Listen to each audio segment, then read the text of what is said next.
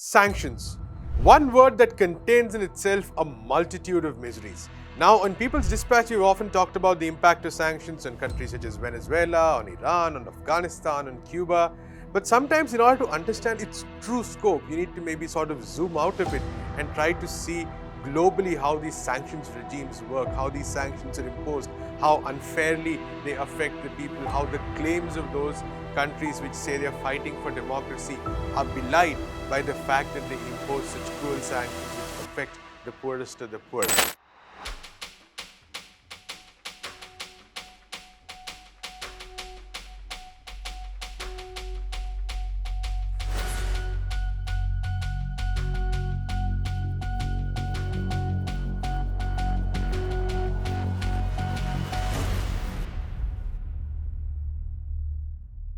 Such an attempt has been made by Francisco Rodríguez, who's written a very interesting report which has been published by the Center for Economic and Policy Research.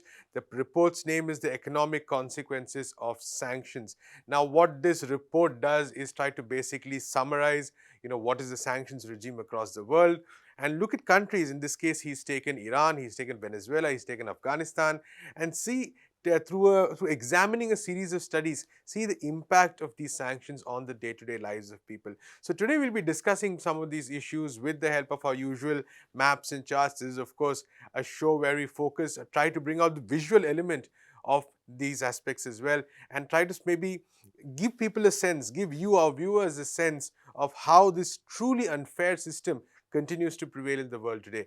And of course, I don't need to tell you that, this map you don't have to explain much. We'll have Prabir Purkayastha explaining much more and talking much more about this. I do want to point out, though, that this is a list of countries which have been under various kinds of sanctions. Now, we need to understand that sanctions is really an umbrella term. We're talking about sanctions. For instance, some sanctions are against an entire country has been sanctioned, its economy has been sanctioned. In some cases, you have individuals who have been sanctioned. So there's this wide variety of sanctions, all of which in various ways affect people. And this list, this incredible list, this astonishing, staggering list is, this map contains a list of all those countries which are facing all these kinds of sanctions. So what really is the politics of these sanctions? Why were they imposed?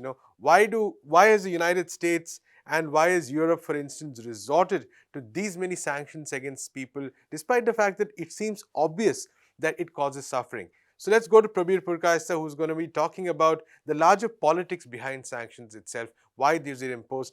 And immediately after that, we'll have Eugene Puryear from Breakthrough News trying to bring in the domestic angle from the United States perspective. Why is it that the US has actually switched to using sanctions more than in the past? If we look at the past few decades, the number of sanctions today is much more. Why is that so? So Eugene Puryear of Breakthrough News will be explaining that as well. If we look at the sanctions regime that's there in the world today, it's interesting because originally the United States and its allies, the NATO allies, particularly after the fall of Soviet Union in 1990-91, it didn't really have to impose sanctions. It had the dominance in terms of the political, economic, and its military power. It was really the globe's sole hegemon as it thought itself. And there was the feeling that the American imperium will continue for a good number of years, if not 100 years.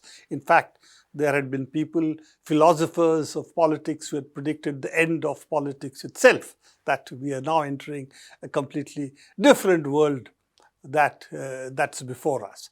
All that has really collapsed in the last 30 years. In fact, what is interesting is, as this collapse has taken place, the US sanctions regime has actually grown. Now, if you take, for instance, this map, this is not the picture, say, 30 years back. The number of countries which were under sanctions were a handful.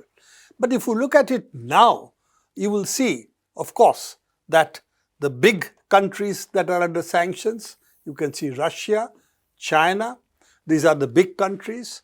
There is, of course, the ongoing war over Ukraine, and there is also the issue about the Taiwan and how we should look at it.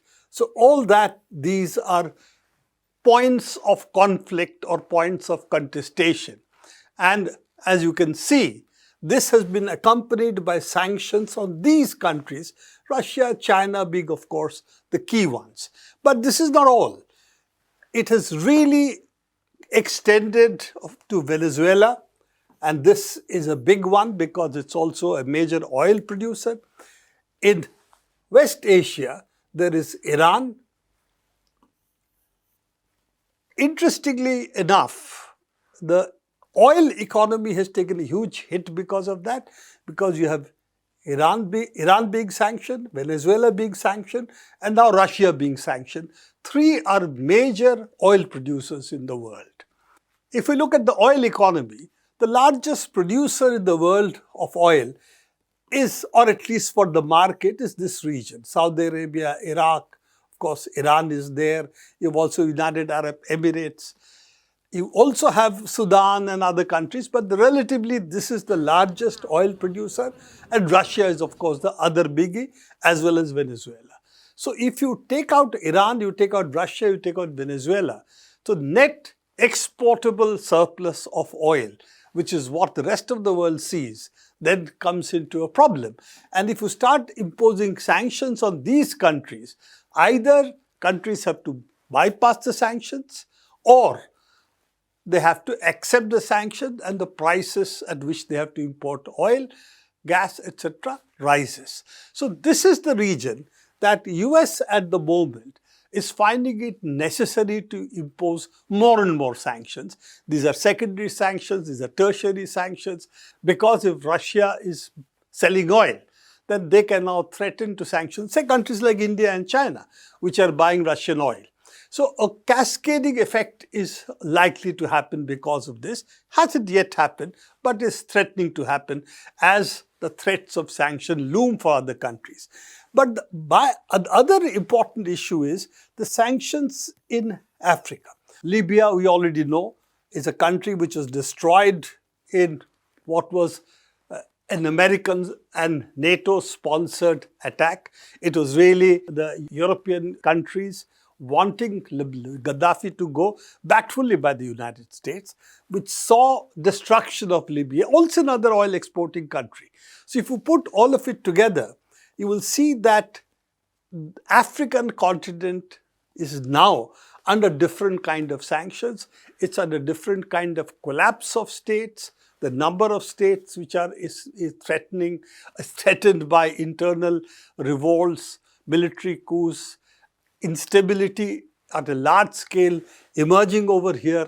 And France, the earlier gendarme, who was the one who was sort of trying to keep the military order over there, backing up its puppet governments in different parts of Africa, backed by the United States, they seem to be at the moment failing, and therefore a number of new sanctions being imposed. So this is the overall sanction picture. But in this, we must identify as the key players who are under sanctions, apart from Russia, as Venezuela and Iran, because they have been under sanctions for a very long period. And if you want to see the effect of sanctions, does it help to change the politics of these countries? Does it actually harm only the people of these countries and not change the politics? Who does it harm more? What has been the impact of the sanctions on the people? I think that's an important question to address.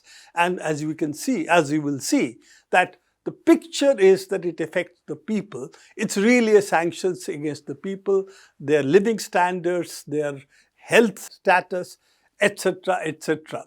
And this is, of course, the starkest part of that, which is not here in our report, but on the report that we are basing our study on, is Yemen, which has been destroyed by a war launched by Saudi Arabia, backed by the United States and United Kingdom, with, as you know, military arms, ammunition, and different kinds of support.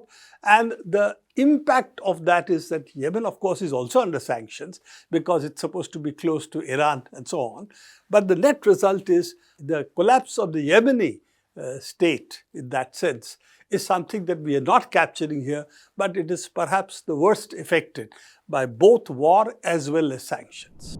when we look at the evolution of sanctions policy over the last 30 or 40 years, I mean, it's been a skyrocketing in their use. I mean, in that same time period, you've gone from having about roughly 4% of countries in the world being subjected to sanctions to now 27% of the countries in the world being subjected to sanctions, something like 29%, countries equal to something like 29% of world GDP. So essentially, almost a third of the countries in terms of world GDP are suffering under some form of sanctions from the United States, the European Union, or the United Nations. And the vast majority of these are unilateral sanctions from the United States, but the unilateral sanctions from the United States are often essentially the starting gun, as it were, for many of the other sanctions, like the United States sanctions Venezuela, then Europe sanctions Venezuela, and the US is always trying to find ways to bring sanctions policy into the United Nations Security Council. They've had less success with that in the wake of the war in Libya because a number of countries, especially Russia and China, have started to speak out against the use of UN sanctions, although they're still being used and approved in countries like Haiti, for instance. And so you can see that the growth over the past 30 or 40 years, sanctions has become one of the principal tools that is being used by the United States and its friends in the G7 countries who use their weight at the UN to also increase this level of sanctions regime. And the real, I think, sort of piece behind this on so many different levels is the long-term impact of what imperialism has learned from its own engagements around the world and its attempt to dominate other countries. That direct boots on the ground military invasions have become increasingly unpopular, not just with the people around the world who are primarily subject to them, but also here in the United States. I mean, we can go back even further. I mean, there was the Vietnam War movement, of course, that played a huge role in limiting the Reagan administration going into Central America in the 80s. People said not another Vietnam. And then after the Iraq War movement, you had the Iraq War, you had a very similar situation, the huge movement against the Iraq War, the impact of the Iraq War, the impact of subsequent moves in the Middle East. People in the United States and in Europe have been saying that they don't want to see boots on the ground. In fact, every US sort of political figure that you may see that actually has a credible chance of running for president, no matter what their actual policies are, you'll hear them constantly saying, we're not putting boots on the ground. We're not putting boots on the ground. So sanctions have been seen as a way to coerce nations who have strayed from the imperialist consensus in a way that allows the imperialist powers to try to avoid the negative impacts of their own populations, feeling that these are causes that are not worth fighting for, certainly not worth dying for, and certainly not spending hundreds of billions of dollars. And the impact on them has been of these sanctions is incredible. I mean, in the countries that they're used against, when we're talking about Cuba, Iran, Afghanistan, and also Venezuela, significant. I mean, Venezuelan sanctions have actually cost that country about $21 billion a year since 2017. It might actually be more than that. Hundreds of billions of dollars that has been lost, the destruction of the medical infrastructure, which has been massively built up in the first part of this century so far, using oil wealth and redistributing it to help build up healthcare, to help build up education. We've seen a huge amount of that infrastructure fall apart, although the Venezuelan government is working as hard as it can to continue to promote social supports, but they just have less resources in order to do so. And so ultimately, you can also link thousands of lives lost to that. And of course, what has become a massive migration crisis is people are forced out of the country because of the contraction of the economy and the inability to make ends meet. And again, this is traditionally, they used to call Venezuela Saudi Venezuela. I mean, one of the richest countries in the entire Western Hemisphere in terms of their hydrocarbons, gold and diamonds and other forms of minerals. Historically, huge amount of wealth generated there. But because the government in Venezuela decided to redistribute that wealth as opposed to give it away to the wealthy oligarchs who are tied to the US, they've been brutally sanctioned. So I think we can see not only has the rise of sanctions been massive, but the impact has been deeply, deeply significant. Venezuela has become a central target for the US for two essentially interrelated reasons. And the first and foremost, of course, is geostrategic. With the rise of the Chavista movement, the Bolivarian Revolution in the late 1990s, you had Venezuela start to move on two main levels. One, against the 20% of oligarchs who controlled the vast majority of wealth that was coming out of Venezuela, and they were doing that as junior partners, primarily of the US oil industry. So very close relationship between the oil industries of the two countries. The very rich in Venezuela were essentially the junior partners of the United States. So Chavez broke that partnership. The Bolivarian Revolution broke that partnership and said, we're going to use the wealth of the country for the 80%, the majority of poor people in this country, to improve their lives through housing, through healthcare, through education. And that is exactly what they did. And they also did it in the context of socialism, a socialist framework, building out the commune system, building out different ways of democratic control over resources, and saying that there's a different way to live than the capitalist imperialist mindset. So not just redistributing the wealth, but also reimagining the way governance actually works and putting the power in the hands of the people. Now, of course, this was very problematic for the US government because another country, in addition to Cuba, in its so-called backyard, as the U.S. politicians talk about it, moving not just to curb the U.S.-backed elite proxy forces that had kept these countries' wealth in the U.S. orbit. So not only getting rid of those individuals, but also holding up a banner of a different way of living and a different form of geopolitical relations, because Venezuela was also challenging sanctions and challenges against countries like Iran and others, and saying that the global South nations could stand up and that there could be good relations between the United States and Venezuela, but those relations had to be based on equity. Now, of course, in the United States in and of itself, especially in the state of Florida, which is a key state electorally, the right wing of all the Latin American countries. I mean, many people say Miami is actually the capital of Latin America, because this is where these wealthy elites who hoard their wealth and keep it away from the vast majority of its citizens, in partnership with the US and Europe, this is where they're all sort of hiding that wealth and stashing it and living and developing a huge part of the economy in Florida. So there's an electoral impulse that's also tied to this, where these right-wing political forces, mainly elites, also hate countries like Venezuela and Cuba that challenge the deeply unequal status quo that exists all across Latin America. And so they put political pressure on both major parties to continue to push policies of sanctions, sieges, and blockades to try to bring those government downs and bring back to power their, themselves, in some cases, people who are living in exile, or their friends who have been shut out of power because of the pink tide countries that are trying to change the relationship of forces and the balance of forces. So it's domestic and it's geopolitical, but it's all tied to one basic reality. Venezuela is being targeted because Venezuela is challenging on the international, regional, and local level the elites that prefer for global South countries to remain extremely poor. You heard Eugene just talk about Venezuela right now. Venezuela, which tried to provide an alternative.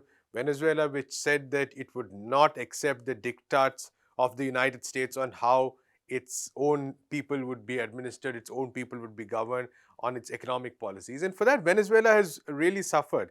And it's important to know that it has suffered under both Republican and Democratic governments. So clearly, Venezuela is one of those bipartisan issues in the United States. There is no disagreement about the fact that the Venezuelan attempt at building an alternative needs to be crushed. But let's take a look at the numbers and see, what some of these charts from the report I was talking about earlier tell you. And I think this chart is, it really tells you the story, so to speak. Now, let's look at, there's nothing really much to explain. It's so obvious over here. But these two are really key moments. One is, of course, when oil prices start dipping. We do know that Venezuela benefited massively from the relatively high commodity prices in the 2000s. This helped Hugo Chavez actually build up an extensive social project where people received a lot of social benefits. And then we saw that from 2013-14 onwards, the oil prices start to fall. But the impact of that was nothing compared to what happens in 2017 when the first major round of sanctions hits. Now, again, Venezuela has faced sanctions even before 2017. It was actually building up even during the Obama years, but it's during Trump's period that the real attack starts, and 2017 is the first installment in that. And then, of course, we have January 2019. Now, what happens in 2019? The United States decides that one person called Juan Guaido, who is the president of the National Assembly, is the president of Venezuela, despite the fact that he's not fought an election, despite the fact that he's not won an election. The United States openly recognizes Guaido as the president of Venezuela, openly says that Maduro is illegitimate and encourages its allies and maybe forces its allies to recognize Guaido as president as well, and imposes a ton of sanctions on the country. Now, look at these are three key moments, of course, and look at what happens to Venezuelan oil production from this point of time. From 2016, it just sinks so drastically, and then you have 2019 where it really comes down until this point of time when it sort of begins to stabilize. Now, it's important to note that in the past few years, we have seen some amount of normalization of ties with Venezuela, between the US and Venezuela. Part of it is because of the fact that the United States is recognizing that its Guaido strategy has failed completely. They did everything possible to create coup-like situations in Venezuela. It didn't work. The people stuck by the Maduro government. And so the Guaido experiment increasingly became a damn squib. So that is one factor. Another factor is, of course, the fact that throughout Latin America, there's been this wave of progressive governments coming to power. Venezuela is no longer that alone. There are countries, including its neighbor Colombia, which are increasingly pro-Venezuela, which are unhappy with US sanctions on Venezuela, which are unhappy with how the US is continuously attacking Venezuela. So that has also helped in normalization. Besides, the Venezuelan government and sections of the right-wing opposition are even talking right now. There has been considerable progress made in that. And all this has happened over the past few years. This has led to some amount of easing of the situation. But even so, look at the difference. Look at the difference here. This is the difference we're talking about from in just 7 years. And this difference is what has led to huge amounts of devastation. There's no real other word to describe it. Imagine being under such a strict and harsh sanctions regime that even basic essentials like food, basic essentials like medicines, basic essentials like spare parts you need to run automobiles, all of these are almost so difficult to access, where even, say, petrol pumps sometimes do not have enough fuel. So all this together, a really difficult situation for the people of Venezuela over the past many years. And in our next slide, we'll actually see how it has impacted the people. So now let's look at this. I mean, after all, the last slide was about oil production, but we don't eat oil, right? We eat food. And this is what has happened when it comes to food imports. So we have, this is around, say, 2014. And from then, there's this steep decrease in food imports, once again, because of the sanctions, because of the restrictions the country has faced in importing food. Now, this is, of course, the total food imports, right? So what is this number which has just suddenly soared so fast? This is the percentage of food imports in total imports. So what this means is that because of the crisis in the country, the government has actually been forced to prioritize food imports. So just food imports have become 35% of the total imports that Venezuela is making, from a much lesser number at some point of time. This was around 10 or 15% maximum, but it became 35% in 2020. And what that indicates is that because of the extent of the crunch, because of the extent of the crushing force of these sanctions, the government was really forced to get food first more than anything else. And all other imports, even if they were vital, like machinery, even like spare parts, all of these had to be put aside or at least reduced in quantity in terms of imports. And the interesting thing, though, is that the overall food import situation has relatively stabilized after 2019, right? And this is something, according to the report, is because of the fact that the Venezuelan government actually expanded its food provision program, what is called the CLAP program, where actually there are small packages with a lot of useful food provided to communities, especially communities in need. And this reorientation actually helped reduce the amount of, or keep the amount of imports at least stable. So this is a very interesting aspect as well. But again, it's, I think, more than anything else, it really shows the extent to which Venezuela has suffered because of these sanctions. This one chart is enough to tell a real story. In numbers, the story can be even starker. Other reports talk of tens of thousands of people who have died due to these sanctions. And there's no real answer that the United States or its allies have ever given to this issue. So there you have it, Venezuela as an example, just one example of this horrible impact of sanctions. And like I said, the report gives you much more details about Iran, about Afghanistan, etc. But something changed last year. Something drastically changed last year. And what was that? That was the Ukraine war. Now, when the Russian attack on Ukraine took place, the United States and its allies, went back to their old exercise book. They said, let's go and do these sanctions again. Let's make them the strongest, hardest, most toughest sanctions you've ever seen. And that's what they did on Russia immediately after the war broke out. However, it did not work, or at least it does not seem to have worked. Russia has not collapsed. Russia's currency has not collapsed.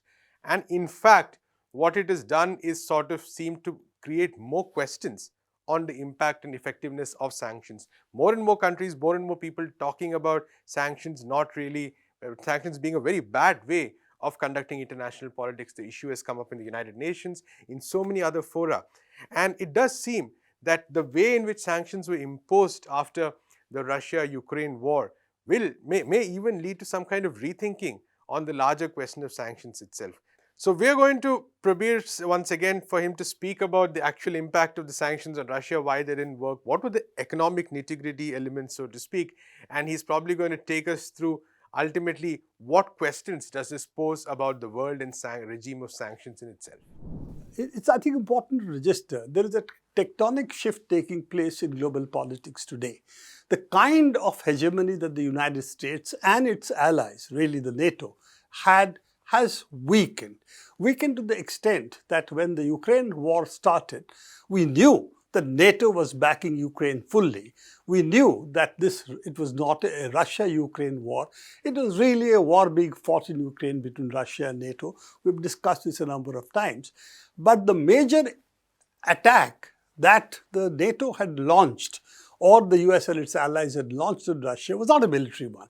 It was a financial one, using the same old sanctions strategy it has used against Venezuela and Iran.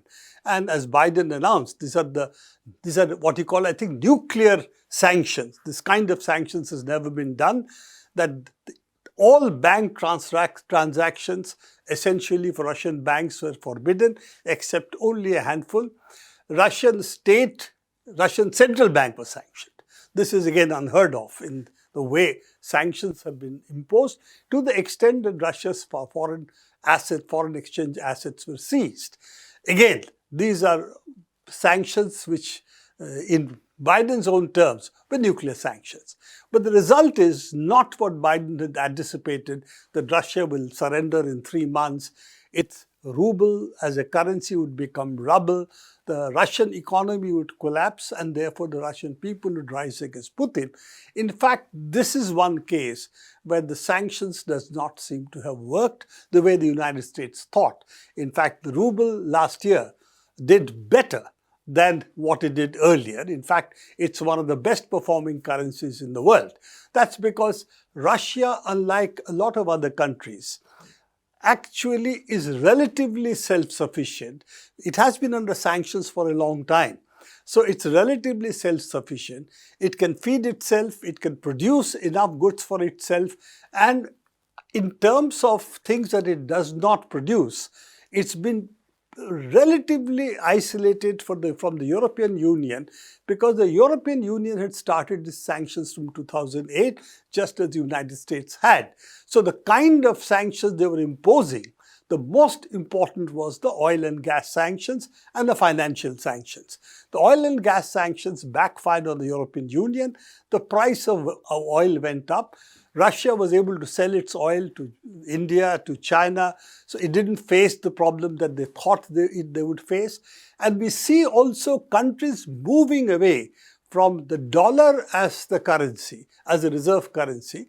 Not that the dollar will cease to be the reserve currency for the world for quite some time, but certainly not the basis for transaction between, say, Russia and India or Russia and China, from moving away from dollar to the yuan or the renminbi.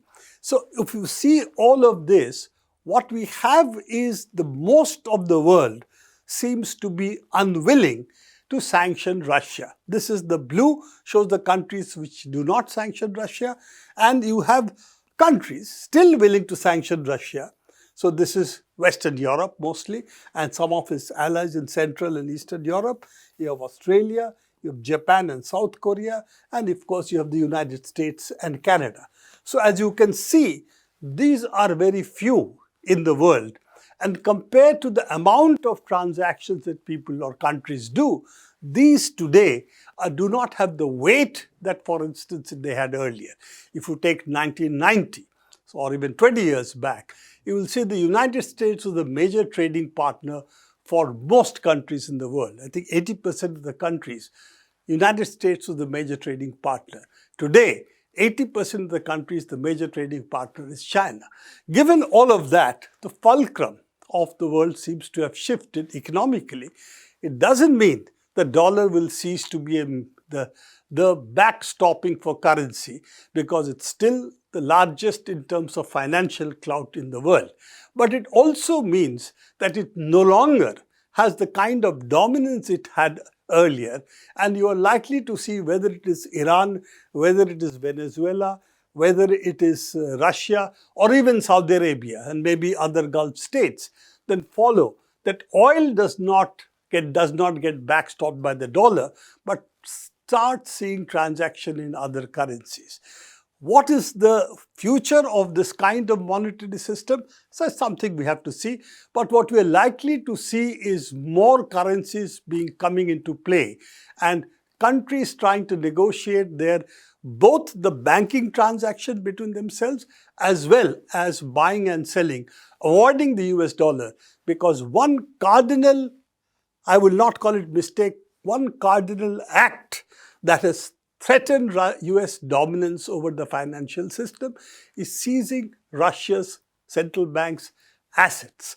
That they had $300 billion of the dollar reserves that the central bank of Russia held. These have been seized by United States and the European Union. And that is an indicator that keeping money in US dollars is something which is dangerous for the countries concerned. Therefore, the need to multiply in which currency they keep their reserves, how they keep their reserves, even if they keep it in dollars, where do they keep it. So all of these questions have come up, and we are increasingly seeing the dollar dominance of the world perhaps coming under threat. As I said, I keep on repeating, it doesn't mean the dominance of dollar is over. It's just going to weaken, and many more currencies are going to come into play. Maybe gold will again emerge as a major backing for a lot of these currencies. But the future of this is, I think, something we are going to see unfold over the few years. What is a tectonic shift is that all the sanctions that we have talked of earlier, Venezuela, Iran, etc., these class of this time, the sanctions on Russia seem to have had a very different effect. And it seems that the financial system, which had backed, in some sense, the American steps against these countries, Venezuela and Iran, today is not backing what's happening with Russia. And therefore, the world economic order, the sole hegemony of the dollar, is probably coming to an end. And there you have it, this episode of attempting to sort of make sense of the world of sanctions. We'd really like to thank the author of this report, Francisco Rodríguez, for a very excellent take on how sanctions work. We're looking at coming to you, our viewers, with more such elaborate, extensive takes with the help of maps, with the help of charts, with the help of graphs. All those things sometimes you're scared about, but we'll try to actually sort of make sense of them in this show so that we get a better understanding of the world we're in. We get a better sense of where we are as humanity going towards as well. So stay tuned.